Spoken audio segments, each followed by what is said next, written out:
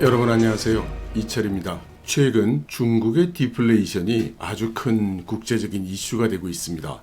그래서 오랜만에 중국 경제, 특히 디플레이션을 중심으로 한번 짚어보는 시간을 가지겠습니다.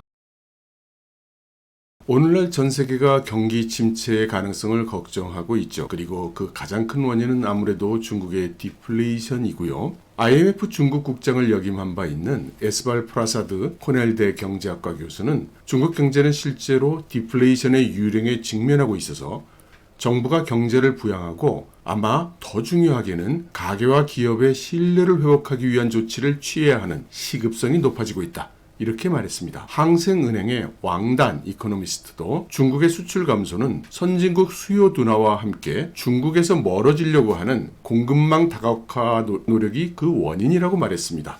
게다가 중국은 부동산 과잉 상황, 그리고 제조 설비도 과잉 상황에 직면한 것으로 보이죠. 출산율은 급감하고 있고 청년 실업률은 치솟고 있습니다. 이런 상황에서 중국 사람들이 과연 새 집을 사고 또는 새 가전제품을 사고 하여튼 뭐가 됐든 새 상품을 살 여유가 없어 보이죠. 또 이미 필요하지도 않아 보이기도 합니다. 중국의 생산자 물가가 7월에 마이너스 4.4%로 나타났고요. 소비자 물가도 전년 대비 마이너스 0.3%가 됐죠. 그러니까 중국이 디플레이션에 진입한 건 이제 분명해 보입니다.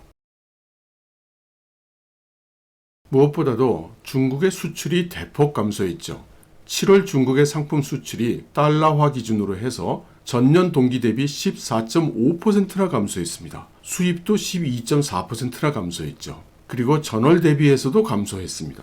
이런 수출 물량 감소는 생산 감소로 이어질 게 뻔하죠. 그리고 수입 감소는 내수 감소를 의미하고 있을지도 모릅니다. 가장 수출이 감소한 게 노동 집약적인 제품이었습니다. 의류, 섬유, 플라스틱, 가방 이런 제품이었는데요. 아마도 외국에서 수입처를 중국이 아니라 아세안, 인도, 멕시코 이런 국가로 이전한 결과일 수도 있습니다. 만일 그렇다면 잠시 나타난 상황이 아니라 구조적인 결과로 굳어질 가능성마저 있죠. 기계나 전기 제품 수출도 줄어들었습니다. 그렇지만 선박과 자동차 수출은 양호했죠. 그래도 그것조차도 의심의 눈으로 본다면 자동차는 테슬라를 포함한 전기자동차 수출이 증가하고 있어서 그렇다 이렇게 해석할 수 있을 것 같고요. 선박의 경우도 지난번 마크롱 대통령이 와서 유럽의 에어버스 오더를 대규모로 받아가면서 그 대가로 LNG 운반 선박 같은 것을 대량으로 발주를 했었죠. 그런 유럽의 정책적 배려의 결과일 수도 있습니다. 그런 반면에 중국의 노력이 가시적으로 보이는 부분도 있습니다. 하버드 대학의 그로스랩의 선임연구원 팀 체스톤에 의하면 중국은 의도적으로 수출 시장을 미국에서 유럽으로 바꾸려고 노력하고 있어 보인다고 했습니다. 그는 소위 수출 복합성 지수라는 것을 측정하고 있는데 중국의 수출 복잡성 지수가 상당한 개선을 보이고 있다고 했죠. 그리고 수출 복잡성에 중국과 미국의 격차도 지난 10년 동안 절반으로 줄었다고 합니다. 그리고 무엇보다도 중국의 수출 감소는 글로벌 시장의 위축 이 자체가 가장 큰 요인으로 보입니다. 왜냐하면 글로벌 시장이 위축되는 것이 아니라면 중국의 수출을 누군가 대신했어야 됐고 그 대신하는 국가는 아세안 국가일 가능성이 크죠. 그렇지만 아세안의 수출도 줄었습니다. 그리고 중국의 아세안으로의 반제품 수출도 줄었죠.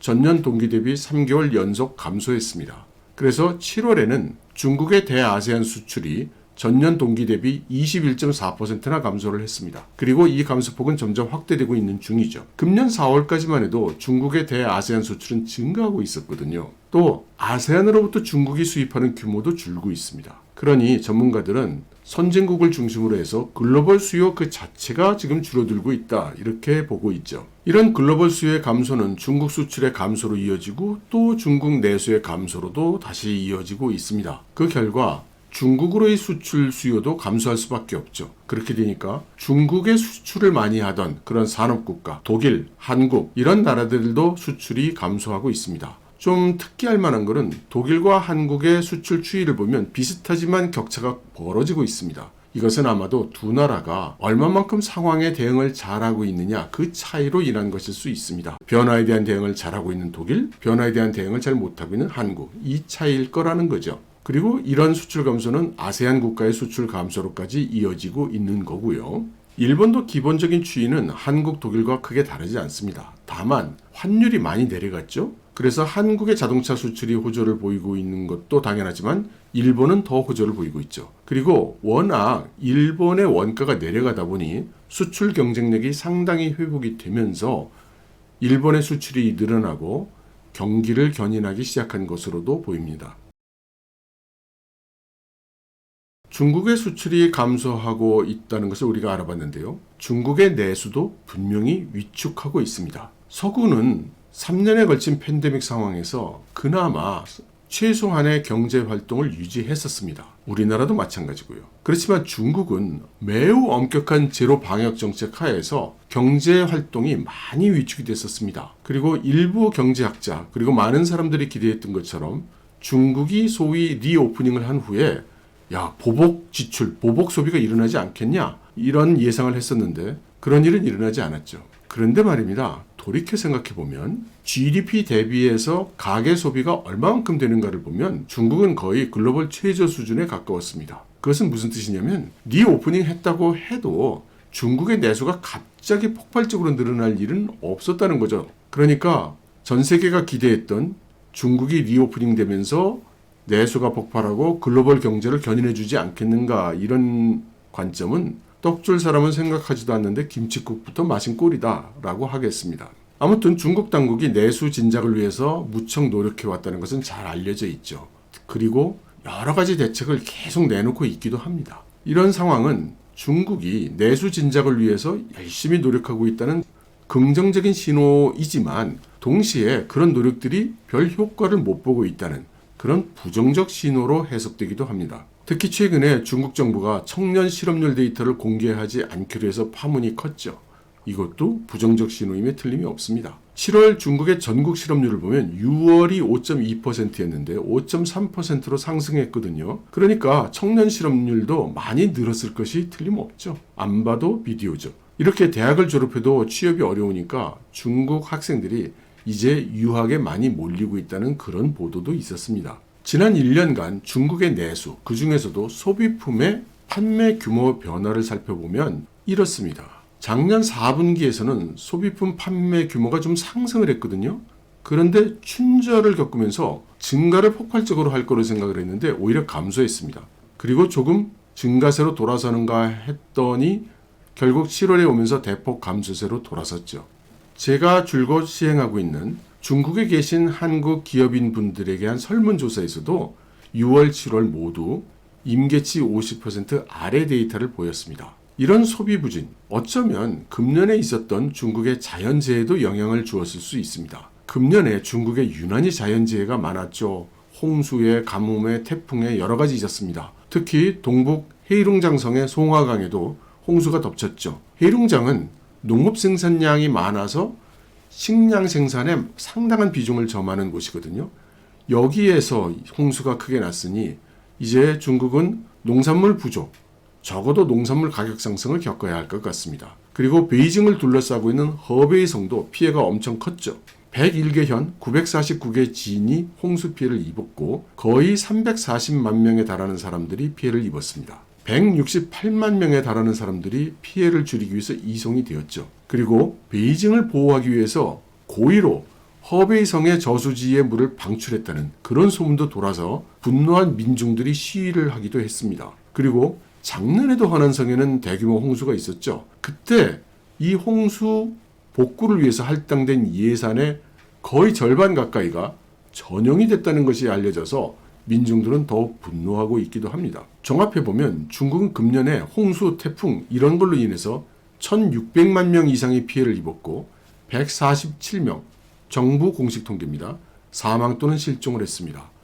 그리고 직접적인 경제적 손실만 411억 위안이 넘는다고 하죠. 이런 자연재해가 아니더라도 중국이 내수 진작에 실패하고 있는 것은 분명해 보입니다. 중국 국가발전계획위원회는 8월 초에 소비를 촉진하기 위해서 20가지 조치가 포함된 소비 회복 및 확대 조치를 발표했습니다. 그런데 시장에서 볼 때는 대규모 부양책이라고 할 만한 게 없었다는 거죠. 그래서 HSBC의 신이란 이코노미스트는 이거 가까운 장래에 빅뱅 같은 부양책이 안 나오면 시장이 실망할 거다 이렇게 얘기를 했습니다. 사실 이 20개 조치 외에 그 이전에도 여러 정책 발표가 있었죠.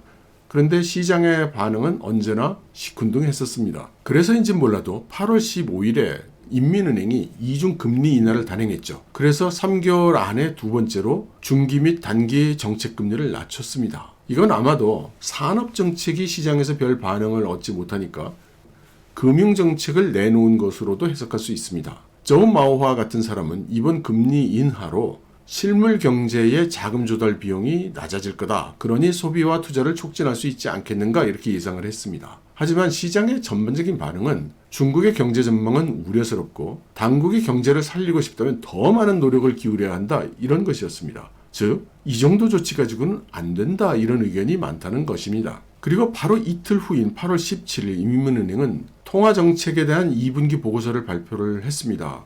이런저런 이야기를 했죠.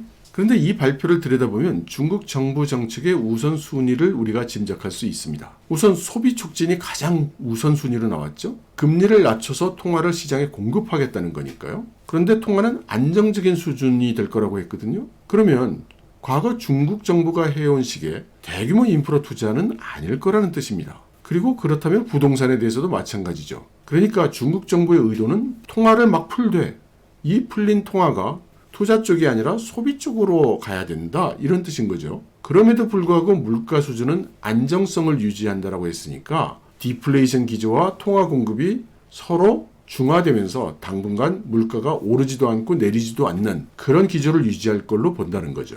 그리고 나서는 환율과 관계된 키워드들이 나온 겁니다. 시장 공급과 수요를 고수할 것이라고 했죠. 대체로 미 연준의 금리 인상이 종료 단계로 간다고 본다면 중국 정부의 환율 관리에도 숨통은 좀 트일 겁니다. HSBC의 애널리스트들은 정치국이 몇 년 만에 처음으로 외환에 대해서 언급한 게 흥미롭다고 했습니다. 그러면서 이제 위안화 절하 압력 완화가 이제부터 정책 우선순위가 될 수 있음을 의미한다라고 해석을 했죠. 그리고 20일 인민은행이 1년 만기 대출 금리를 3.45%로 인하한다고 했는데 그런데 5년 만기 LPR은 4.2%로 동결한다고 발표를 했습니다. 이게 시장에서는 좀 충격이었죠. 왜냐하면 시장은 부동산 경기를 좀 진작시키는 그런 조치가 있기를 기대를 많이 했던 거거든요. 그런데 5년 금리를 동결한다는 것은 주택담보대출에 변화가 없다는 뜻입니다. 블룸버그가 이코노미스트들한테 설문조사했을 때는 모두 만장일치로 1년 LPR, 5년 LPR 모두 15 베이시스 포인트 인하될 거라고 예측했었거든요. 그래서 골드만삭스의 산후이 이코노미스트는 상당히 놀랍고 솔직히 당황스럽다라고 했습니다. 근데 저는 너무나 이해가 됩니다. 이 중국 당국의 입장이라는 게 점점 알게 된 거지만 아주 단순해요. 이번 조치도 쉽게 말해서 단기 금리는 낮춘다. 왜? 돈을 풀어서 내수 진작하고 싶은 거니까. 근데 장기 금리는 동결한다. 왜? 부동산 경기를 부양할 생각은 없으니까. 외환 쪽을 보면 7월 달에 중국 인민은행과 국가외환금리국이 거시 건전성 지표를 인상했었죠. 이거 복잡한 얘기가 되겠습니다만 쉽게 얘기하면 위안화 가치를 방어하겠다 이런 의지의 표현입니다. 그리고 실제로 중국 당국이 외환 시장에 개입해서 거금을 들여가며 달러로 위안화를 사들이는 위안화 방어에 나서기도 했습니다. 이것은 물가 시각에서 보면 수입 물가가 지나치게 오르지 않게 하겠다 이렇게 볼 수도 있겠지만 시장에 디플레이션이 일어나고 있는 상황을 고려하면 아마도 외국 자본을 중심으로 자본 유출을 막기 위한 목적이 훨씬 클 겁니다. 문제는 이런 중국 정부가 내놓고 있는 이런저런 정책들이 서로 상충되는 면이 많다는 거죠. 금리를 내린다. 그럼 통화를 푼다는 건데 통화를 풀면 내수 진작을 기대할 수는 있겠지만 환율은 내려갈 수밖에 없죠. 그런데 환율을 방어해야 자본 유출을 막을 수 있죠. 환율을 방어하려면 외환시장에 개입해야 되죠. 외환시장에 개입을 해서 달러를 쓰면 중국의 외환 보유고가 줄어들죠. 그리고 인위적인 외환시장 개입을 하니까 중국 경제에 대한 불신을 더 사오죠. 여기에 미 연준의 고금리는 계속될 거죠. 그러니까 환율 방어가 쉬울 리는 없습니다. 그렇다고 금리를 올리자니 그나마 유일한 희망이 내수가 엉망이 되겠죠. 자, 이 상황에서 남아있는 곳은 투자 쪽입니다. 그런데 중국은 이제 더 이상 투자에 기대하기가 어렵습니다. 우선 중국 지방정부의 재정이 한계에 왔다는 신호가 여기저기서 터져나오고 있죠. 금년에 회복이 되겠지만은 작년에 이미 모든 지방정부의 재정이 적자 재정으로 들어가 있는 상태입니다. 그러다 보니 채권 발행도 쉽지 않고 이자 조건도 어려워져만 가죠. 그런데 어떻게 또 인프라 투자 채권을 발행을 하겠느냐는 거죠. 고어렌 증권의 장인은 7월에 있었던 24명 회의를 언급을 하면서 중국 정부가 LGFV 채권에 대해서 비교적 무거운 입장을 취했다고 했습니다. 무겁다니 무슨 뜻일까요? 그녀는 회의에서 지방정부 부채와 부동산 부분에 대한 지원과 관련해서 친성장 기조로 긍정적인 정책 신호가 있었다. 그러니까 그렇게 그 자리에서 들었다. 이런 뜻이죠. 그런데 제가 보기에는 그날 회의에 친성장 쪽으로 방점이 찍혔다면 그건 지방정부 부채를 줄이는 쪽에 찍힌 것이지 부동산 경기를 활성화시킨다는 쪽에 찍힌다는 뜻은 아니었을 겁니다. 여기에는 근본적으로 중국에서는 인프라 투자의 한계 효용이 더 이상 발휘되지 않고 있다는 것, 이것이 큰 문제인 겁니다. 그러니까 중국 정부 입장에서 보면 투자를 늘려봐야 효과가 없으니 오히려 현재 과다한 정부 채무를 일단 줄이는 쪽으로 정책을 세우는 게 자연스러운 거죠. 제 예측에 맞다면 당분간 중국의 정부 주도 인프라 투자는 적정선으로 유지하고 그 대신 지방정부 부채를 계속 줄여나갈 겁니다. 일부 지방정부 부채는 중앙정부가 상대적으로 건전한 부채로 전환해주고 세수 조절을 통해서 지방정부의 전반적인 부채를 줄여나갈 것이죠. 그러므로 이런 상황에서는 정부의 인프라 투자는 별로 효과가 없고 민간의 투자가 절실하죠. 그러다 보니 중국 정부가 요즘 매일매일 산업계의 기업가 정신 이런 걸 강조하고 있습니다. 그러면서 실체 경제 쪽으로 투자할 것을 장려하죠. 하지만 기업 입장에서 내수가 엉망이고 수출도 엉망인데 투자를 하겠습니까? 그러다 보니 사람들이 전부 부동산 쪽을 들여다보는 겁니다. 그렇지만 중국의 부동산 산업은 지금 희망이라기보다는 악몽에 가깝죠.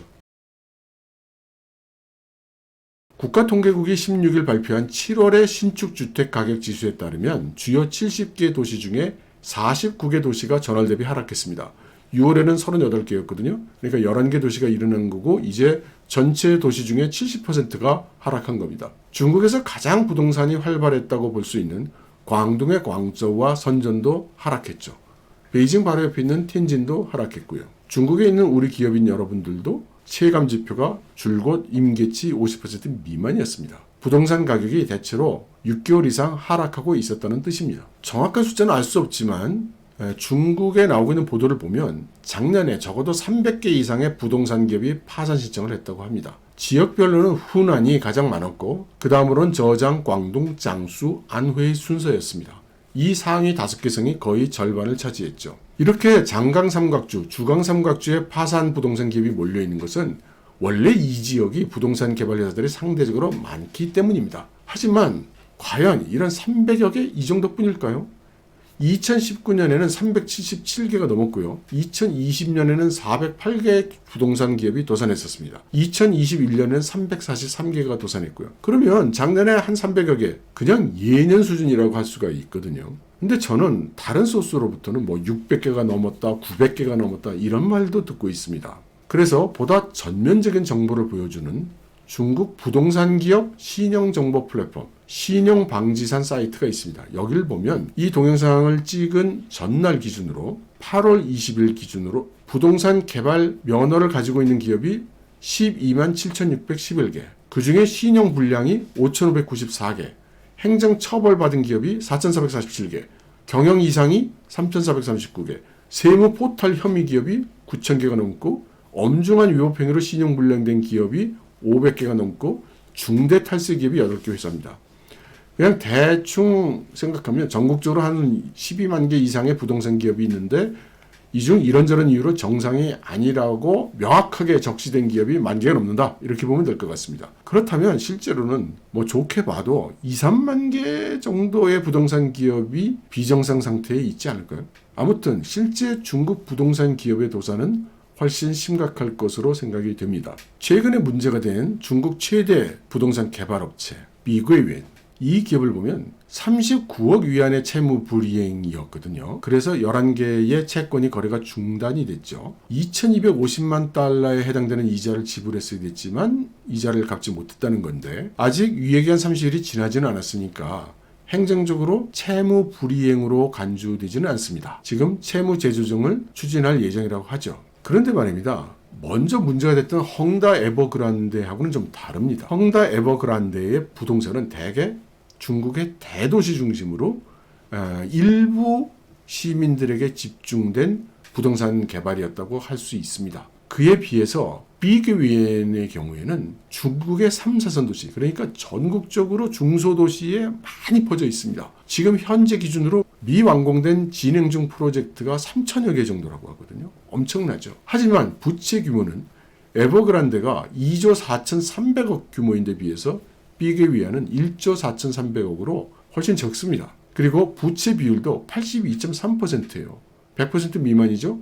그리고 헝다 에버그란데가 한때 132.6%에 달한 것에 비하면 준수하다고까지 얘기할 수 있을 것 같습니다. 그래서 안방 같은 경우에는 비계위에는 그 세 개의 레드라인도 밟지 않으려고 신중하게 사업 운영해왔고 자산과 부채도 건전한 편이라고 평가를 했습니다. 그래서 살아날 가능성이 크다고 봤죠. 저도 이 안방의 의견에 찬성합니다. 비계위안 정도로 운영하던 부동산 기업이 도산한다면 중국의 부동산 기업 중에 살아남을 수 있을 만한 기업은 기본적으로 없지 않을까요? 이 상황은 중국의 부동산 상황이 실제보다 더 나쁘게 인식되고 있을 가능성이 있다는 것을 의미합니다. 그렇긴 해도 금융이라는 게 신용이죠. 그리고 신용이라는 건 심리죠. 비구의 위안이 설령 재무 상태가 그렇게까지 나쁘지 않다고 해도 자금 경색이 온 것은 틀림이 없죠. 실제로 이번에 갚지 못한 이자는 39억 위안에 불과한데 매출 규모에 비하면 수백 분의 1이잖아요. 하지만 보는 각도에 따라서는 그 정도의 작은 돈도 갚을 수 없게 된 심각한 상태인 거죠.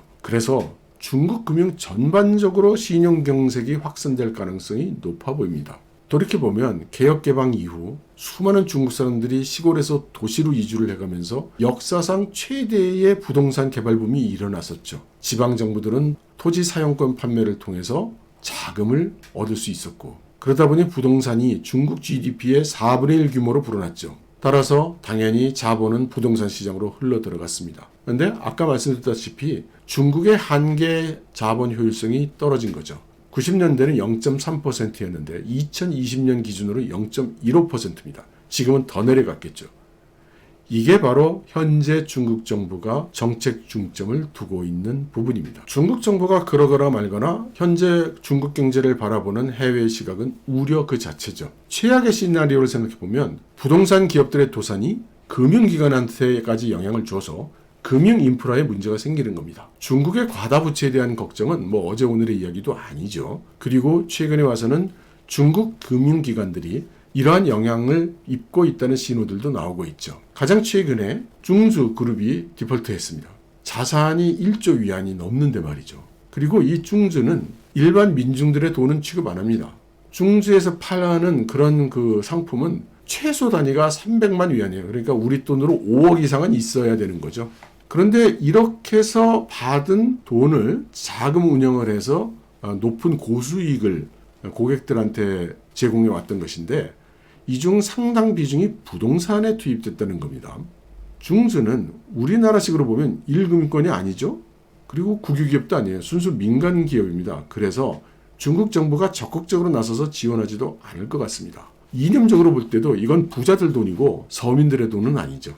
시티그룹은 이 중주와 유사한 더 많은 신탁펀드가 디폴트 할 거다 이렇게 예상했지만 이것이 소위 리먼 브라더스 사태, 서브프라임 사태 이런 걸로 이어질 가능성은 낮다고 했죠. 사실 중국 부동산의 본질적 문제는 부동산이 끝없는 가격 상승을 할 거라는 가정 하에서 시장이 움직여 온 것에 있다고 할 수 있습니다. 하지만 지역에 따라 부동산 신화는 꺼져갔고 아파트 단지가 건설을 멈추거나 분양에 실패해서 소위 고스트타운, 꾀이청 이것이 대량으로 발생했죠. 그럼에도 불구하고 대부분의 사람들이 그건 남의 얘기고 내가 사는 여기는 그렇지 않다 이렇게 생각을 해온 거죠. 이런 심리의 뒤에는 나중에 어떻게 되든 일단 땅을 팔고 싶은 지방정부, 분양만 일단 하면 돈을 벌 수 있다고 생각하는 부동산 기업, 그리고 이들을 믿고 돈을 빌려준 금융기관이 있는 거죠. 그래서 많은 사람들이 중국의 부동산 문제가 미국의 서브프라임 위기를 떠올리게 한다고 합니다. 그리고 동일한 방식으로 중국의 금융위기가 오지 않겠는가 이렇게 보는 사람들도 많고요. 그런데 중국의 경우는 미국의 서브프라임 위기와는 다르다 이렇게 보는 견해도 있습니다. 우선 서브프라임 위기가 발생했을 때 미국의 금융주는 폭락을 했지만 지금 중국의 금융주는 오히려 상승하고 있다. 왜냐? 처음부터 서브프라임이라는 것이 중국에 없기 때문이다. 서브프라임이라는 게 원래 신용이 부족한 사람들한테도 주택담보를 해준, 고이율로 주택담보해준 채권을 이게 위험성이 높으니까 유동화시켜서 다시 파생상품으로 만들고 파생상품의 또 다른 파생상품으로 만들어지고 이렇게 된 거 아닙니까? 근데 중국의 체계에서는 이런 자격 미달자에 대한 대출이 원래부터 존재하지 않죠. 파생상품이라는 것도 없습니다. 그래서 서브프라임, 고위험이라고 할 수 있는 상품이 없다는 거죠. 물론 역설적으로 보면 중국의 부동산 담보 대출, 여기에 문제가 생긴다면 그럼 뭐 전국적인 문제일 수밖에 없는 거고, 그렇다면 거의 국가 재난에 가까운 상황이 된다고 할 수도 있습니다. 지금까지 중국 정부의 과다한 채무, 그래서 국가 파산까지는 아니더라도 재정 문제가 심각하다 이렇게 지적하는 전문가들이 많이 있었습니다. 저 또한 그런 사람들 중에 하나였고요. 근데 지금은 상황이 나쁜 건 사실이지만 얼마만큼 나쁜지에 대해서는 보다 정확히 상황 파악을 해볼 필요가 있다고 생각합니다. 중국의 재정 적자가 금년에 들어서 3분의 2 이상 줄어들었습니다. 경기가 둔화되고 있고 주택 경기가 침체되고 있음에도 불구하고 말이죠. 이것은 지금 중국 정부가 신중한 재정 모드에 들어갔다는 말입니다. 블룸버그 계산에 따르면 금년 들어서 1월부터 7월까지 소위 확대 재정 적자가 3조 3천억 위안, 작년 같은 기간보다 37%나 감소했습니다. 총 수입은 6% 증가했는데 지출을 4.8% 감소시켰죠. 그리고 리오프닝이 되면서 대부분 지방정부에서 부분적으로 세수가 회복이 돼서 작년보다 본 예산 적자폭이 줄어들었습니다. 그러나 부동산은 침체되고 있는 것이 사실이어서 토지 사용권 판매에 대한 정부 수입은 19.1%나 감소를 했죠. 아무튼 중점은 중국 정부가 지금 적극적으로 재정 건전화를 추진하고 있다는 겁니다. 또 중국 정부는 다른 국가와는 달리 대규모의 국유기업 자산을 보유하고 있죠. 이 자산 규모가 정부 부채 규모 총 규모보다 큽니다. 어떤 분들은 제가 이런 이야기를 하면 야 바보야, 세상에 국유기업 자산을 그걸 자산이라고 치는 놈이 어딨냐 이렇게 얘기하시는 분들이 계세요. 그런데 제가 말씀드리고 있는 이 중국의 국유기업 자산 규모라는 것은 이미 미국 증시, 홍콩 증시, 중국 증시에 상장이 돼서 이미 다 유동화가 이루어진 그런 자산을 의미하는 겁니다. 그러니까 일반적인 국가의 국유기업 형태하고는 좀 다르죠. 민간의 부채를 살펴봐도 역시 부동산 관련 부채가 가장 많습니다. IMF에 따르면 중국의 부동산 담보대출은 대체로 융자받은 부동산 가치의 40% 미만이라고 집계를 했습니다. 2008년 서브프라임 당시 미국의 경우는 80%에 가까웠죠. 그리고 서브프라임 위기 근처에 발행된 모기지의 경우에는 거의 30%에 해당되는 대출이 90% 이상이었습니다. 중국의 경우 주택 가치는 가구 총 자산의 59%고 부동산 담보 대출이 총 자산의 12%입니다. 이 수치는 미국하고 비슷하지만 중국에는 서브프라임이 없다는 게 다르죠. JP 모건의 캐서린 레이는 부동산 투자가 2023년에 7.5% 감소할 것이라고 추정을 했습니다. 그러니까 부동산 업계로서는 억장이 무너져 내리는 숫자겠지만 이게 나라에 무슨 큰 재난이 닥칠 그럴 정도는 아니라는 거죠. 또 다른 시각에서 보면 중국 부채의 95%가 국내 부채입니다. UBS의 왕타오 이코노미스트에 따르면 부채 수준은 높다. 맞다. 그런데 이게 은행 도산으로 이어지거나 심각한 신용경색으로 전이 될 가능성이 중국은 적다. 왜냐하면 아까 말씀드린 것처럼 중국 정부가 매각할 수 있는 자산이 많고 부채가 거의 국내 부채니까 그렇다라고 했습니다. 그리고 중국은 높은 저축률을 보이고 있죠. 지금 더 올라가고 있고요. 문제는 이 돈이 해외로는 못 나간다는 거죠. 그래서 중국에 있는 외국 자본이 철수를 좀 하더라도 지금 많이 일어나고 있는데, 그런데 한국처럼 외국 자본의 영향이 큰 나라하고는 달리 부채 위기가 악화되는 정도가 좀 적다는 겁니다. 그래서 그걸 다른 시각으로 말하면 중국의 금융과 재정에 문제가 좀 생기더라도 그 피해 절대 부분은 국내에 남고 글로벌 금융에는 영향을 크게는 주지 않는다는 그런 의미이기도 할 겁니다. 종합적으로 평가하면 현재 중국의 재정이나 금융 상태는 지금 언론에서 떠드는 것보다는 나은 것 같습니다. 그렇지만 심각한 것은 매우 사실이고요. 문제는 중국의 여러 가지 정책이 나오고 있는데 서로 모순이 많고 글로벌 추세에 역행하고 있는 중인 금리 인하, 소비 자극하고 수출을 늘리겠다 이런 고육책이라고 생각할 수 있는데, 그런데 문제 해결에 큰 도움이 될 것 같지는 않습니다. 가치 투자로 유명한 히말라야 펀드의 리루는 리차드 쿠의 이론을 인용을 해서 루이스 전환점을 지난 피추격 단계 국가는 통화를 푼다고 해도 그 통화가 손에 들어온 기업이나 가구는 부채를 갚지 투자로 이어지지 않는다고 했습니다. 그래서 부채 갚는 것이 일정 수준 이상이 되면 그 다음에는 부동산이나 주식 가격만 올라간다는 거죠. 중국 정부의 현 정책도 실질적인 기업의 투자나 소비 증가로 나타날 가능성은 좀 적고 기업이든 가구든 기존 부채를 갚는데 먼저 들어갈 가능성이 큽니다. 그리고 나서 여유가 있다면 역시 증시나 부동산으로 흘러가겠죠. 그렇게 되면 중국 정부가 경계하고 있는 실체 경제로부터 이탈, 그리고 금융게임이 재점화, 이런 현상이 일어날 수 있는 거죠. 그래서 종합적으로 이야기하면 현재는 정책이 안 먹히고 있는 큰 원인이 지도력의 부재, 신뢰의 부재로 보입니다. 많은 사람들이 중국 정부가 소비 진작을 지원하는 데 필요한 담대한 정책을 제공하지 않고 있다, 주저하는 것 같다, 이렇게 지적을 하고 있습니다. 크리스토퍼 베더 같은 사람은 올해 문제의 핵심은 중국 지도부가 관료들한테 모호한 그런 지시를 내리는 것이라고 말했습니다. 근데 공무원들 입장에서는 도대체 뭘 어떻게 하라는 것인지 확신이 서지 않으면 좀 더 많은 정보를 얻고 판단을 내릴 수 있을 때까지 조치를 미룰 가능성이 높다는 겁니다. 그래서 상당한 데미지가 일어나고 있음에도 불구하고 정책이 지연되는 그런 정책 마비가 발생하고 있는 중일 가능성이 높다는 겁니다. 어쩐지 한국 상황 같기도 합니다. 그렇지만 당장 눈앞의 상황이 악화되고 있으니 중국 민중의 정부에 대한 불만은 계속 높아가고 있습니다. 그리고 상당한 수준에 오르니까 리창 총리도 다급해졌죠. 리창 총리가 부총리, 국무위원, 강요 다 화상회의로 모아서 금년도 경제 성장률 목표를 필히 달성해야 된다고 막 이렇게 소리를 쳤습니다. 그런데 좀 뒷북치는 모습으로 보이죠. 그리고 해내라고는 요구를 하고 있지만 구체적인 정책은 안 나왔죠. 그리고 앞에서 말씀드린 것 같이 중국은 여러 가지 이유로 디플레이션 위험에도 불구하고 대규모 부양책은 지금 피지 않고 있는 것이죠. 어쩔 수 없는 선택이기도 합니다. 전통적으로 중국 경제를 견인하는 삼두마차라고 해서 수출, 투자, 소비가 강조되어 왔습니다. 그렇지만 수출이나 투자가 더 이상 중국 경제를 견인할 수 없을 거라는 그런 전문가들의 의견은 예전부터 줄곧 있었습니다. 그리고 그런 의견은 일부 지금 진행되고 있는 19차 5개년 계획에도 반영이 되어 있긴 하죠. 그럼에도 불구하고 우리가 중국 경제를 보는 눈은 아직 이 삼두마차, 수출, 투자, 소비에 쏠려 있습니다. 제가 보기에는 이제부터는 우리는 수출이나 투자를 볼 게 아니라 중국의 내수만 집중적으로 봐도 충분하다고 생각합니다. 왕젠시엔 중국 경영학원 부원장 같은 사람은 옛날에는 수출이나 투자가 중국 경제와 세계 경제에 기여를 했지만 지금은 내수밖에 의존할 데가 없다고 말했습니다. 여기 보여드리는 것은 중국이 8월 15일 발표한 경제 데이터입니다. 모두 예상치보다 낮죠.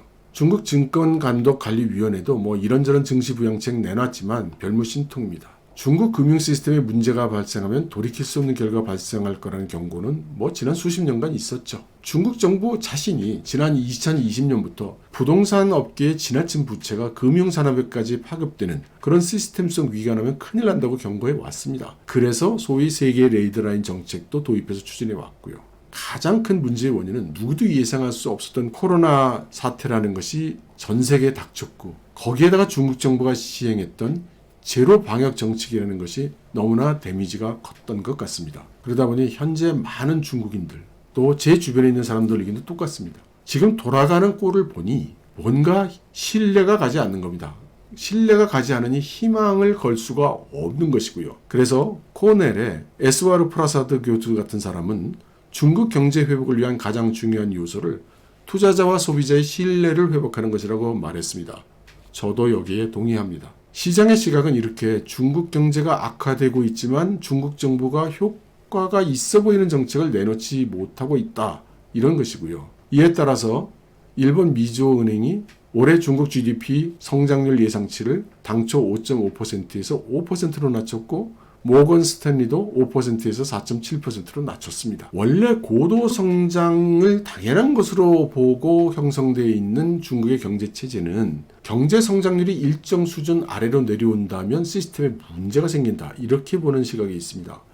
그리고 전문가에 따라 차이는 있지만 4.5% 아래로 내려온다면 시스템이 붕괴할 거다, 이런 시각도 있습니다. 그런데 지금 디플레이션 기조가 들어가다 보니까 GDP 성장률 자체는 그렇게 높아지지 않고 있지만 물가가 오르지 않고 있어서 실질 성장률은 과거 고도 성장기와 비슷하지 않느냐, 이런 추정을 하기도 합니다. 그런 시각에서 본다면 중국이 위기 상황까지는 도달하지 않은 거죠. 그렇지만 성장률이 낮아지고 있는 것은 투자 감소, 미래에 대한 신뢰가 감소되고 있다는 측면에서 어려운 상황을 반영하고 있는 것은 틀림없습니다. 그래서 종합적으로 말씀드린다면 한마디, 중국 경제가 지금 큰 위기를 마주하고 있다고 말씀드릴 수 있고, 특히 지도력이 의심받는다는 것은 중국 같은 체제에서는 너무나도 큰 이슈입니다. 그래서 우리는 현재 중국 경제가 미중위의 위기에 아직 도달하진 않았지만 마주보고 있다라고 생각해야 할 것 같습니다. 그리고 중국 경제와 거의 완벽한 동보율을 보이는 우리나라 경제도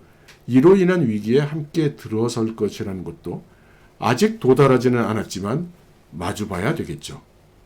여러분 들어주셔서 감사합니다.